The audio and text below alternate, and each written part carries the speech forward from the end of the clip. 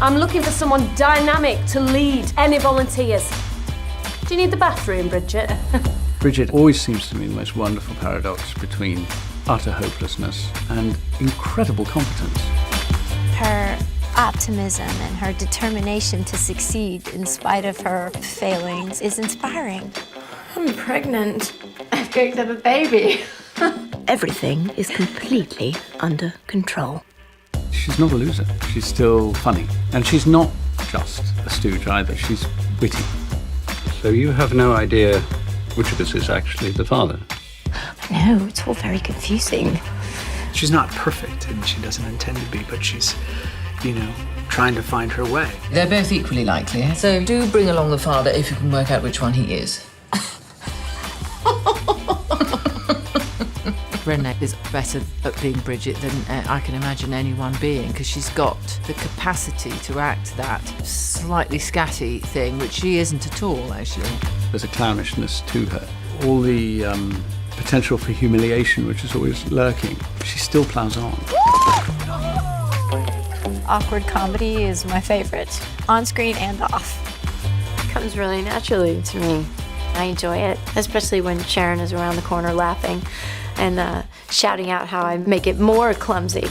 We work on that a lot. Just how far we can go with how klutzy or dysfunctional she is. But most of these things that she does are based on somebody we know's life.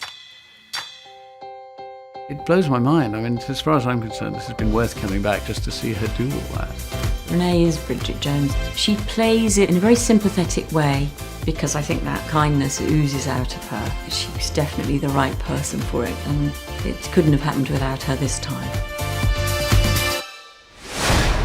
Dear Diary is sort of a funny story. A few months ago, I met Jack. Ding dong. I'm like the new kid on the block. And then the next week, Mark, my ex, and I had similar relations. Mr. Darcy. Mark clearly hasn't forgotten Bridget. There are two men in her life. It's pretty intense.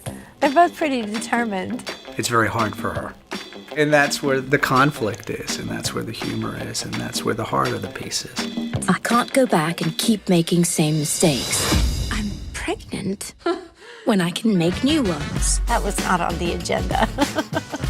So you have no idea which of us is actually the father? No, it's all very confusing.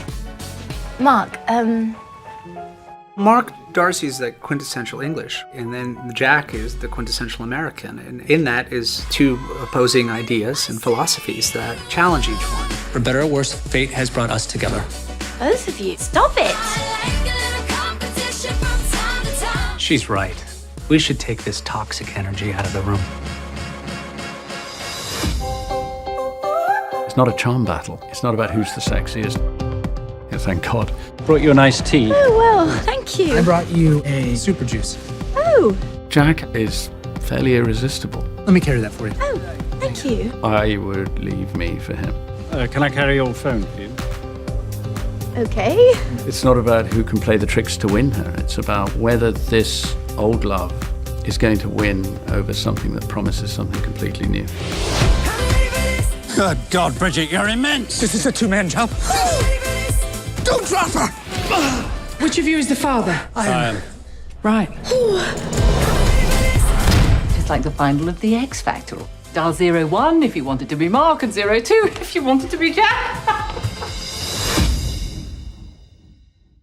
Hey, so did you like that video? Now, I've got an interesting fact for you. Did you know that The Dark Knight made more money in its first 6 days in the US than Batman Begins made in its entire domestic run? Now, for this and more movie facts, click on more videos or click on the playlist for more trailers.